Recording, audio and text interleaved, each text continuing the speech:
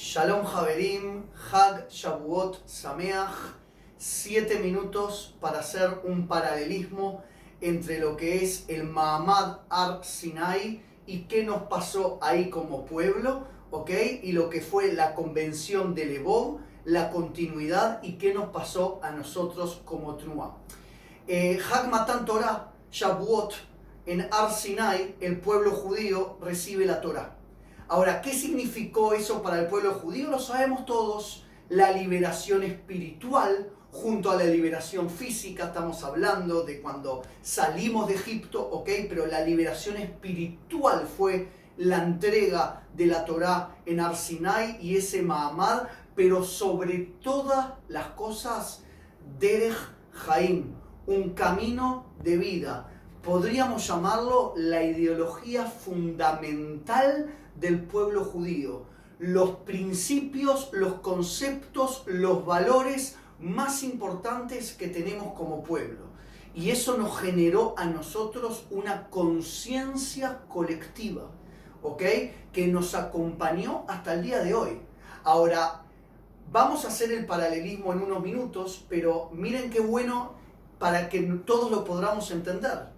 Nosotros, vamos a decir, salimos de Egipto, somos libres físicamente, libres espiritualmente, y el judaísmo va a nacer también como una reacción a lo que era la cultura convencional, que era una cultura politeísta.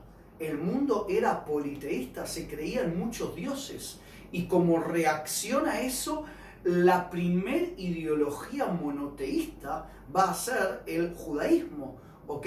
Entonces, ese judaísmo que apunta a un solo Dios, ¿ok? Y esa entrega de la Torá, ¿ok? Esos 10 mandamientos que nos van a marcar el camino son los valores con los que nosotros educamos, transmitimos y seguimos educando a nuestras próximas generaciones.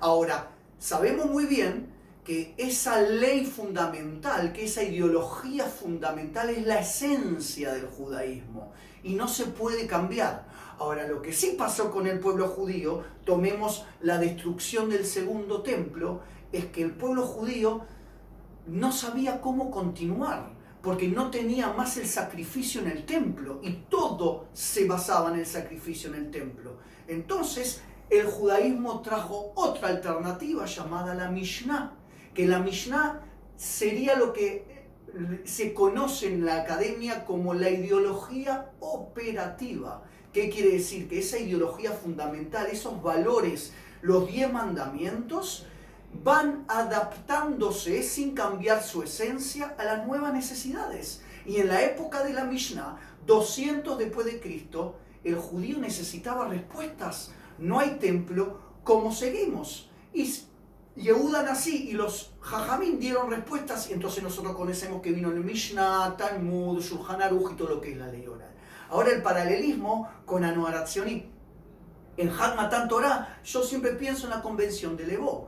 Ahora, ¿qué pasó en la convención de Levov? En la convención de Levov se van a poner las pautas, ¿ok?, de lo que es la conciencia colectiva de una nueva organización llamada Histadrut Halutzit Olamit Anoarat Sionim, ¿ok? Entonces, todo eso nosotros lo conocemos como la ideología fundamental de la Tnuá, ¿ok? Esas palabras que a nosotros nos enloquecen, pero que son la esencia, que no pueden cambiar, porque si no nos uníamos a Anoarat Sionim. Y a Adut, o sea, judío, hombre, sionista, halutz, pluralismo, apartidario, son palabras que son la esencia de la Tnuá. Ahora, miren qué lindo la comparación. El hombre fue cambiando, las necesidades fueron cambiando y la Tnuá también supo dar una alternativa, que son el marco de la Vida Olamit. Y hace poquito terminamos la Vida Olamit. ¿Qué hacemos en la Vida Olamit? Toda la ideología fundamental, nuestra esencia, esas palabras, lo que empezó en Levov, lo adaptamos al tiempo, a las nuevas necesidades.